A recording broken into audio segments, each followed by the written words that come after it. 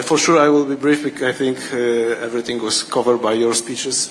I'm happy to be here on this. We've just opened the EU-Ukraine Business Summit, which is co-organized by Polish Presidency. That shows that reconstruction of Ukraine and supporting Ukraine is a top priority of Polish Presidency. And we are here to reaffirm our unwavering support for Ukraine. According to the latest World Bank estimates, the reconstruction cost has already reached 500 billion euros.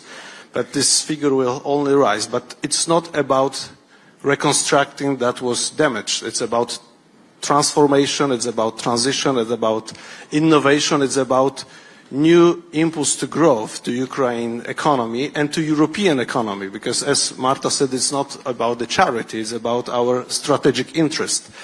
And the Polish presidency is also working on that, working with these funds that was supported by the European Union and weakening Russian economy with approving another packages of sanctions.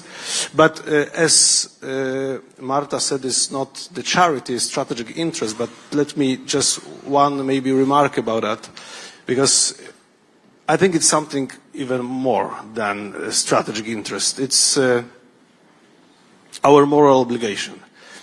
I perfectly remember, it's my personal remark, 2004, when we were joining European Union. It was one of the most beautiful and joyful days for many Poles. We were celebrating on the streets.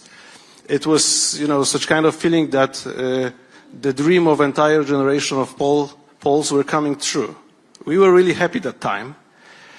And sometimes here in European Union, we do not thinking about this reality we created here today in Europe.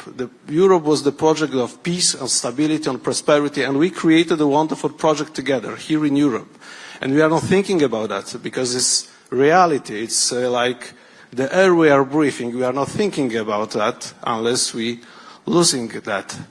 And when I went to Maidan in 2013, I remember that Ukrainians was gathering around the European flag. And this European flag was not the symbol of common agricultural policy or of cohesion policy. It was the symbol of values. It was the symbol of dreams and the reality they are dreaming. And for us, it's a very important signal that reminds us that there are still millions of people who are dreaming about this reality we created together here in European Union, and they are shedding blood on the front line for this reality. So it's not about charity. It's not only about our strategic interest. It's about our moral obligation, and we should do it together. And just another personal, very short remark. I came yesterday to Brussels from Warsaw, a vibrant, business-oriented, one of the fastest growing city in Europe. From Poland, the fastest growing economy. And we should all remember that Warsaw was completely destroyed after war.